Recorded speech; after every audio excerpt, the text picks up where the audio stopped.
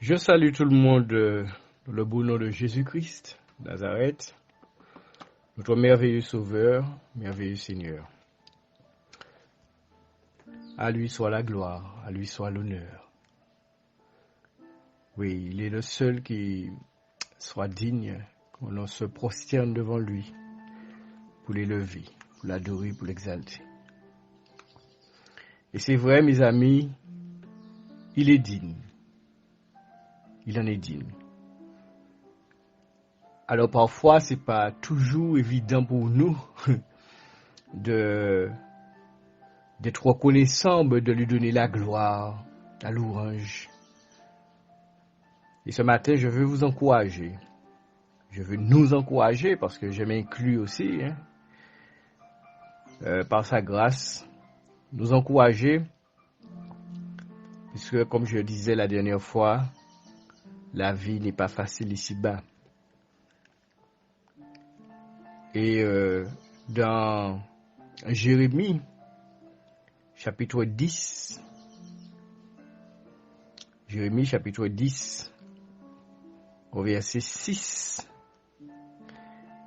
il est dit ceci: Nul n'est semblable à toi, ô Éternel. Tu es grand, et ton nom est grand par ta puissance. Qui ne te craindrait, roi des nations? C'est à toi que la crainte est due, car parmi tous les sages des nations et dans tout le royaume, nul n'est semblable à toi. Voilà ce que Jérémie pouvait dire de l'Éternel notre Dieu. Nul n'est semblable à notre Dieu. Il est continué au verset 8, il dit: Tous ensemble, ils sont stupides et insensés. Leur science n'est que vanité, c'est du bois. Et c'est vrai que nous sommes toujours... Alors, dans les moments difficiles particulièrement, il y a ce moment où on se pose la question: pourquoi? Et c'est quelque chose qui est normal de se poser la question: pourquoi? Pourquoi est-ce que je passe par ce chemin? Pourquoi telle injustice? Pourquoi? Et ce matin, si tu te dis pourquoi, je ne suis point là pour t'accuser ou te dire il faut pas dire ça. Non, non, non. Parce que dans la Bible, il est plein d'exemples où des hommes de Dieu, des gens qui ont vu vraiment la main de Dieu agir autour d'eux, pour eux-mêmes, en eux-mêmes. Pourtant, à un moment donné, pourquoi? Parce qu'on se trouve à un moment donné dans une incompréhension totale. Et souvenez-vous que même le Seigneur Jésus, sur la croix, à un moment donné, il va dire: pourquoi? Souvenez-vous, il va dire: mon Dieu, pourquoi m'as-tu abandonné? Donc, la question est légitime. La question est, je dirais, normale. Parce que c'est vrai. Des fois, on ne comprend pas comment Dieu fonctionne. On ne comprend pas pourquoi est-ce qu'il fait ceci ou permet ceci ou cela. Mais, revenons à notre verset, donc de Jérémie 10 au verset 6, il est dit: Nul n'est semblable à toi, ô Éternel. Tu es grand et ton nom est grand par ta puissance. Qui ne te craindrait, roi des nations? C'est à toi que la crainte est due, n'est-ce pas? Et ce matin, je veux t'encourager à garder la crainte de Dieu dans ton cœur. Car lorsqu'on est dans l'incompréhension, on va avoir cette tentation, n'est-ce pas, de se laisser aller, de ne plus craindre Dieu. En fait, de quelque part, de fonctionner comme si carrément Dieu n'existait pas, quoi. Mais ça, il ne faut pas parce que, vous savez, il y a cette petite phrase qui a été écrite par Blaise Pascal. Pour ceux qui ne connaissent pas, Blaise Pascal a vécu dans le XVIIe siècle, et cet homme a été un Français, hein, un inventeur de génie, un grand mathématicien. Par exemple, c'est à lui qu'on doit la calculatrice. C'est le premier qui a trouvé un moyen de calculer autrement simplement que de tête. Il est l'inventeur, par exemple, aussi de la brouette. Alors aujourd'hui, on voit une brouette, on dit mais il n'y a rien de compliqué, etc. Mais à l'époque, que ça n'existe pas, il fallait le faire. Hein, il fallait bien penser où la roue devait se trouver, etc. Bref. Mais cet homme n'était pas seulement, il était un grand scientifique, mais pas seulement. Parce que justement, cet homme fort intelligent, il se posait beaucoup de questions sur la nature. Hein? Et tout cela l'a poussé simplement à, comme ça devrait être le cas de tout, je dis tout scientifique, hein, toute personne qui se pose des questions sur le sens de la vie des choses, eh ben, cela ne peut nous amener qu'à la conclusion qu'il y a un créateur, tout simplement. Il y a un être qui est supérieur à nous tous, hein, et qui nous a créés. Et donc pour revenir à Blaise Pascal, eh ben, il a prononcé cette phrase qui est devenue célèbre et qu'on utilise souvent dans des relations amoureuses, mais ce n'était pas à la base, ce n'était pas dans ce sens qu'il avait prononcé cette phrase. Mais il va dire ceci: le cœur a ses raisons, hein, que la raison même ignore. Le cœur a ses raisons que la raison ignore. Autrement dit, nous ne comprenons pas toujours tout ce que fait Dieu, mais Dieu a ses raisons, même si nous ne comprenons pas. Mais Dieu a ses raisons. Et vous savez, moi-même, il m'est arrivé, ça me fait rigoler parce que quand des fois je me pose des questions sur des choses, cela m'arrive, des situations, etc. Et à un moment donné, ça m'est arrivé de rigoler avec Dieu parce que je me rendais compte que je demandais à Dieu pourquoi est-ce que tu fais ci et cela.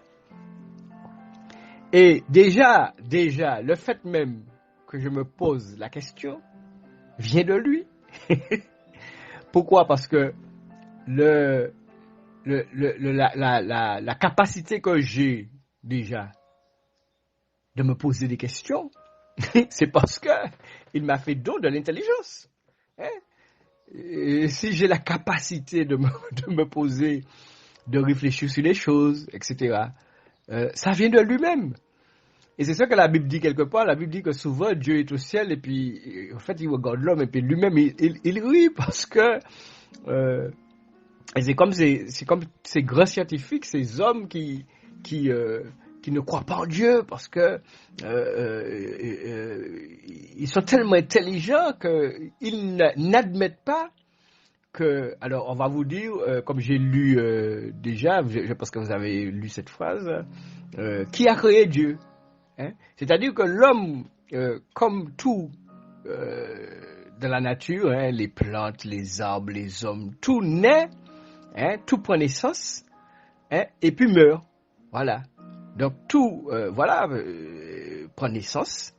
Hein, les choses n'existaient pas et ça prend naissance. Et puis les choses finissent par mourir. Tout c'est comme ça dans la nature.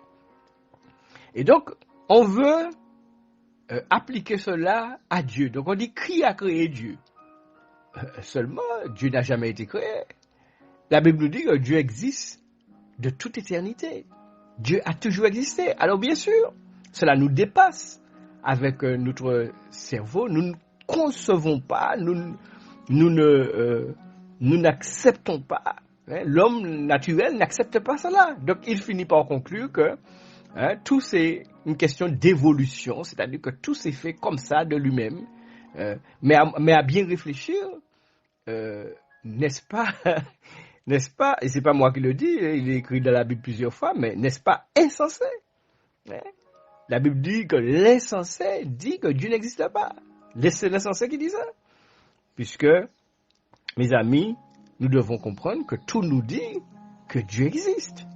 D'accord? Donc si Dieu existe, Dieu est vivant.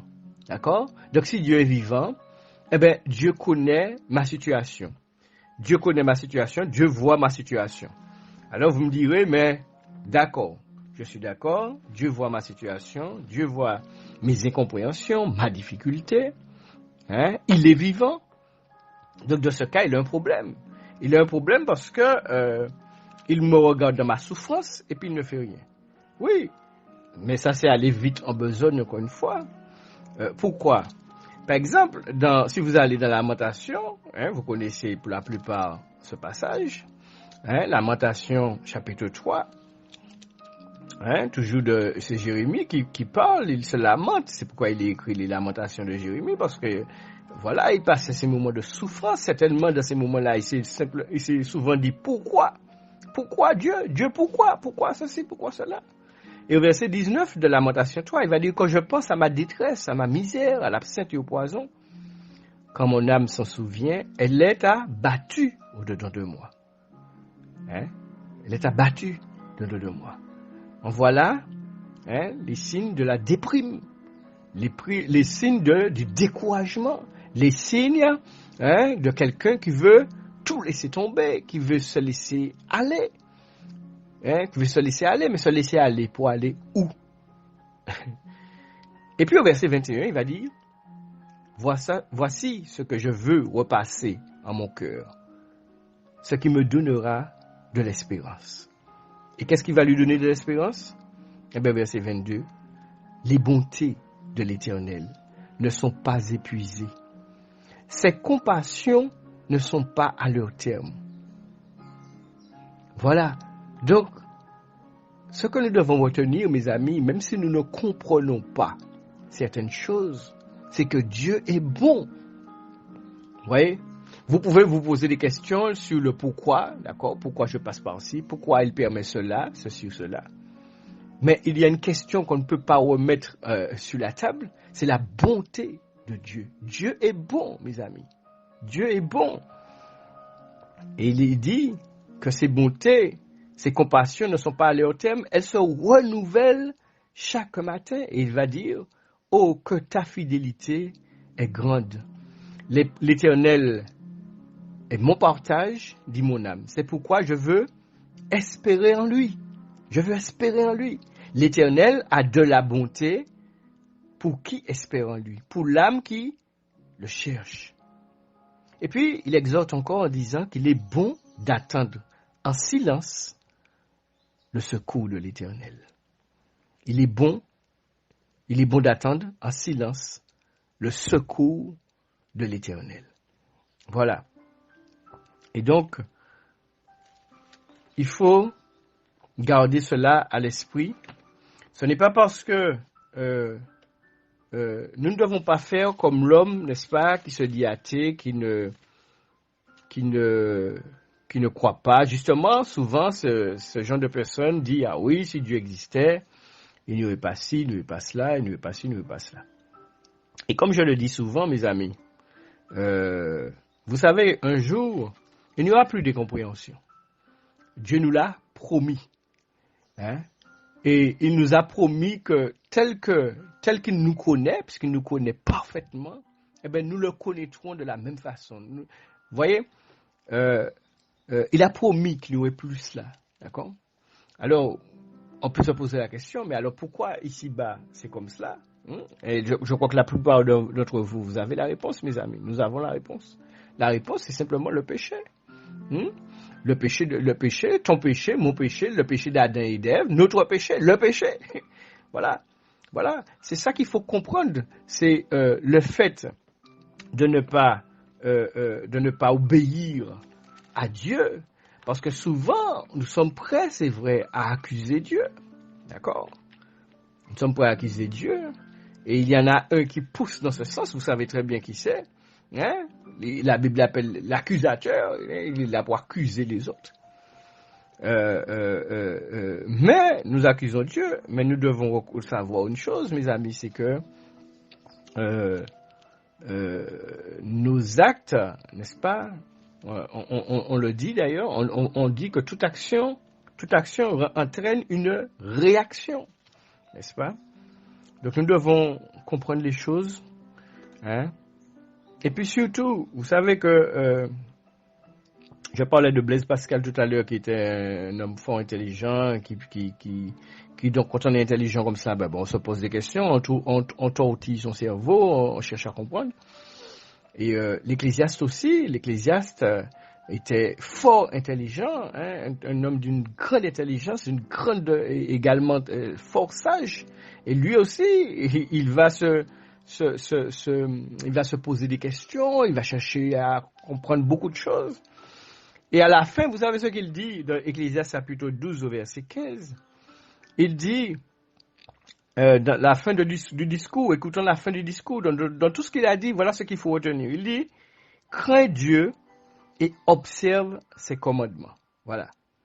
Crains Dieu et observe ses commandements. C'est-à-dire que dans l'incompréhension, dans le chemin par lequel on passe et qu'on ne comprend pas ce qui nous arrive, il n'y a pas je veux dire, essayer de fuir, essayer de trouver des solutions par soi-même, essayer de comprendre les choses, comme justement on ne comprend pas, alors se laisser aller, il dit que ce n'est pas cela la solution. Ce qu'il faut, c'est craindre Dieu et observer ses commandements. Il dit, c'est là ce que doit tout homme. Voilà. Et il explique pourquoi. Il dit, car Dieu amènera toute œuvre en jugement. Ça veut dire que tout ce que nous faisons, n'est-ce pas, toute œuvre, tout ce que nous décidons, cela va être amené en jugement. Au sujet, donc il dit, Dieu amènera toute œuvre en jugement, au sujet de tout ce qui est caché, soit bien, soit mal. Alors s'il est vrai, comme je vous l'ai dit, vous savez, le Seigneur Jésus, je vous l'ai dit tout à l'heure là, lui-même va dire sur la croix, hein, à l'agonie là, juste avant de partir, mourir, il va dire, mon Dieu, pourquoi m'as-tu abandonné? Parce que Jésus, à ce moment-là, il se sent vraiment seul. Hein? Mais nous voyons très bien, mes amis, que, il est mort, certes, mais il est ressuscité. Est-ce que Dieu l'a abandonné? Non. Pourtant, à ce moment-là, quand il dit ça, Jésus est sincère, Jésus se sent vraiment seul, comme des fois nous pouvons nous sentir si seuls. Mais sommes-nous vraiment seuls? C'est la question. La question n'est pas tant ce qu'on ressent, on se sent seul. C'est une vérité. Hein? Je ne peux pas. Moi aussi, j'ai connu, hein, ça m'arrive. Oui, mes amis, on se sent seul, mais c'est pas la vraie question. Ce qu'on ressent, les sentiments, ce qu'on sent. La question, c'est est-ce que vraiment je suis seul? Et nous avons la réponse. Puisque Jésus va dire, je suis avec vous tous les jours, jusqu'à la fin du monde. Dieu va dire, hein, je ne te délaisserai point, je ne t'abandonnerai point. D'accord? Donc le Seigneur, il est là. Il est là. Et nous devons prendre en compte, parce que la raison de la souffrance, mes amis, hein, mis à part, je ne rentre pas dans les détails, mais je dis en globalité, la raison de la souffrance, quelle que soit la souffrance, que ce soit physique, mentale, psychologique, tout ce que vous voulez, la souffrance vient du péché. D'accord? C'est parce que il va y avoir rupture, hein, entre Dieu et nous, entre Dieu et l'homme, que ça va ouvrir la porte, à toutes sortes de souffrances, Mais le Seigneur nous a promis qu'il est là avec nous, hein, et tellement qu'il est là avec nous, mes amis, que Dieu s'est incarné en Jésus-Christ, son Fils, hein, et Jésus est venu pour nous réconcilier avec le Père. Amen. Nous réconcilier avec le Père, et Jésus est ressuscité. Donc Jésus est vivant. Donc Jésus connaît, Jésus voit, Jésus il sait. D'accord? Mais que la souffrance ne te pousse pas à mettre Dieu de côté, à abandonner la foi. Surtout, ne pas faire ça. La Bible nous dit que au verset 10, donc de Jérémie 10, il est dit, l'Éternel est un Dieu de vérité. D'accord? Il est un Dieu vivant, un roi éternel. D'accord? Le verset 12, il est dit, il a créé la terre par sa puissance. Il a fondé le monde par sa sagesse. Il a étendu les cieux par son intelligence. C'est merveilleux. Donc, Dieu est digne de confiance, même lorsque nous ne comprenons rien. Ce qu'il faut, je le répète, ce qu'il faut, c'est garder confiance en lui, continuer à le craindre. Continuer à le craindre, ça veut dire que dans l'incompréhension, on ne se laisse pas pourtant aller. On ne se laisse pas pourtant aller. On continue sans rien comprendre, voilà. Mais on continue à lui faire confiance. On continue à s'appuyer sur lui, d'accord? On ne se laisse pas aller au péché. On ne s'abandonne pas à l'iniquité. Il faut pas faire ça. Il faut pas faire ça. Et Dieu est extrêmement attentif, bien plus que nous le pensons, et particulièrement lorsque nous sommes dans la souffrance, dans les difficultés, dans les épreuves. Il est attentif à notre réaction dans ces moments-là. Il est attentif à notre réaction dans ces moments-là. Et j'aime prendre l'exemple d'un couple où le mari, par exemple, qui est censé garantir financièrement, matériellement, à tout niveau, sécuriser sa famille, son épouse. Et puis voilà que ce mari se trouve dans un moment difficile où il ne peut pas, où par exemple, il perd son travail, voilà. Et c'est à ce moment-là qu'il va voir vraiment s'il a une épouse qu'il épaule. S'il a une épouse qui garde, qui continue, lui chérie, mais si tu vois, on va s'en sortir, tu vas arriver, tu vois, voilà, c'est là mais si dès qu'il n'y a plus un euro qui rentre, ça, là, c'est fini, bon ben, ça prouve beaucoup de choses. Vous voyez? Mais si cet homme, c'est là vraiment qu'il va voir, vraiment, dans ce moment difficile.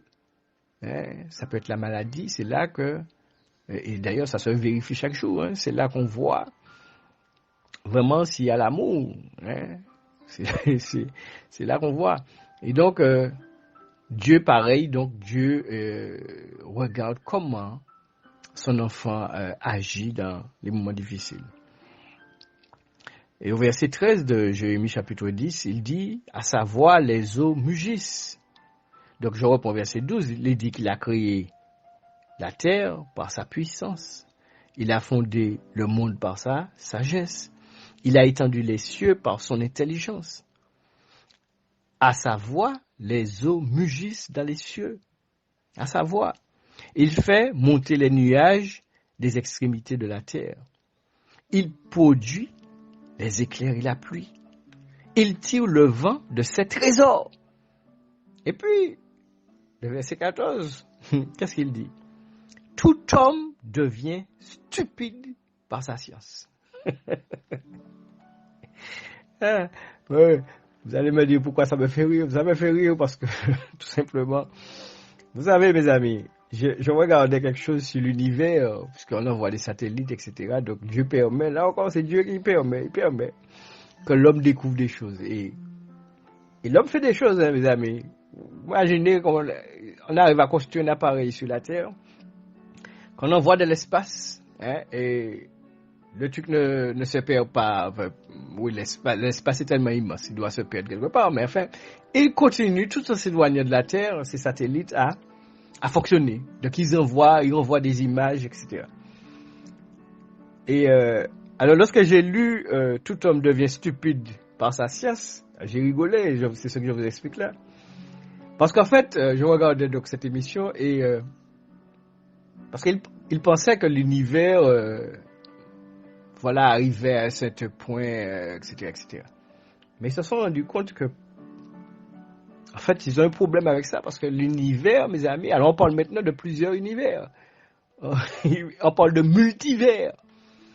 Pourquoi, mes amis? Tout simplement parce que si on prend par exemple la Terre à notre échelle humaine, par exemple dans le monde, vous imaginez qu'on arrive à la conclusion que la Terre, à l'échelle de la Terre, vous prenez un grain de poussière, un petit grain de sable.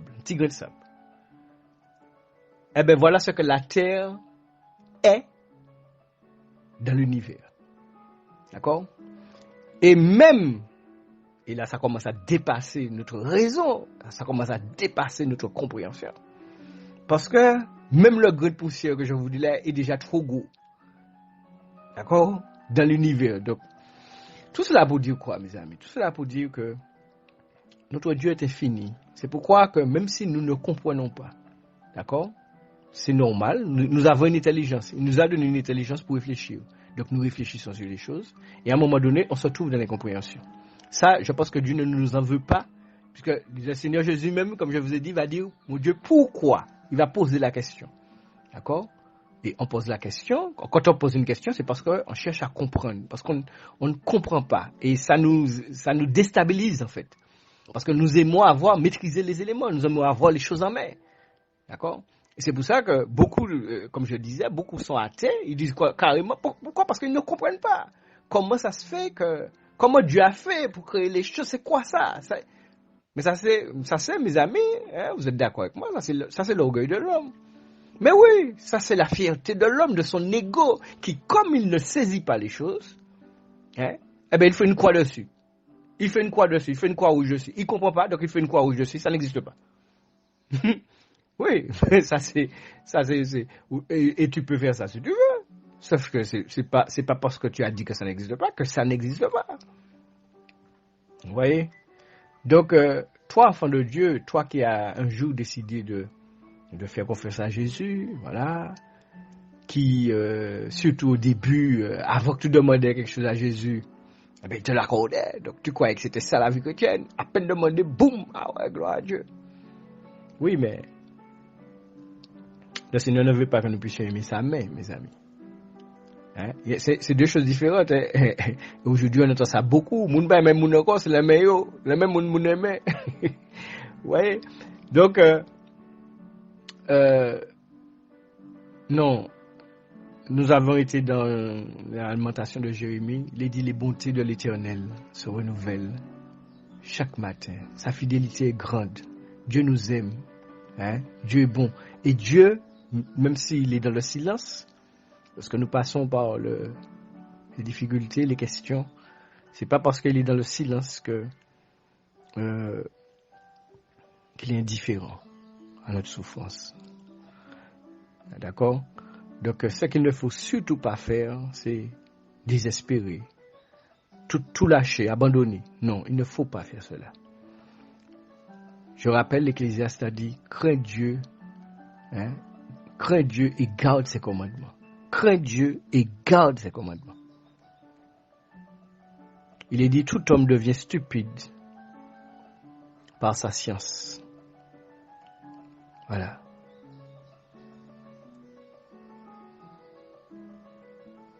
C'est lui, au verset 16, il est dit, c'est lui qui a tout formé. C'est lui qui a tout formé. C'est Dieu qui a tout fait. Il a tout dans ses mains. Et il n'est pas injuste. C'est vrai, aujourd'hui, tu te poses des questions. Mais les choses ont un sens. Les choses ont un sens. Ce que nous avons à faire, c'est à nous humilier devant lui, tout simplement. À nous courber devant lui. Il est plus grand que nous. Nous ne pourrons jamais obtenir raison devant lui. Non. Non. Et puis surtout, c'est pas question de parce qu'il est Dieu et puis qu'il fait ce qu'il veut, ici de toute façon qu'il est tout puissant. C'est pas ça. C'est que Dieu est juste aussi. Il est bon et il est juste. Donc, c'est normal que des fois nous ne comprenons pas. Pourquoi ce chemin? Pourquoi cette situation? Mais Dieu est juste. D'accord? Parfois aussi, nous subissons des injustices. Ouais, des choses qui nous arrivent, qui sont des injustices, vraiment. D'accord? Mais ça aussi, Dieu le voit. Hein. Si vous continuez dans la lamentation, vous allez voir, il est dit, quand on foule au pied la justice, quand on fait tort à l'opprimé, etc., Dieu ne le voit-il pas, n'est-ce pas? Mais, et puis Dieu sait que en son temps, il tirera vengeance de toutes choses. C'est pourquoi nous devons rester dans sa paix, d'accord? Et puis, nous attendre à lui.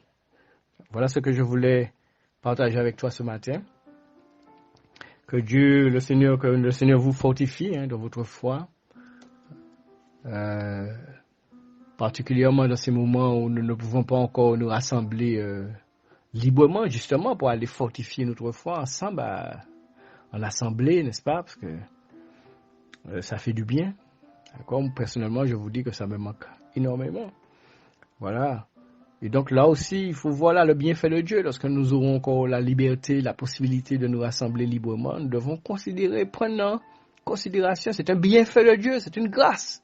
Car souvent, nous nous habituons avec la grâce de Dieu et puis nous ne la considérons plus. Mais lorsqu'on pense un instant que des frères et sœurs dans plusieurs pays dans le monde se font fusiller simplement parce qu'ils vont se réunir, nous devons profiter et dire à Dieu merci parce que nous avons la possibilité de nous assembler librement. Que le Seigneur fortifie la foi de chacun d'entre nous, que le Seigneur nous encourage, et puis crains Dieu, n'est-ce pas, et garde ses commandements. Crains Dieu et garde ses commandements. Dieu est bon, Dieu est merveilleux, donc il est digne, malgré les pourquoi, il est digne d'être glorifié, d'être adoré, d'être exalté à jamais. Que son nom seul soit béni pour toujours. Amen.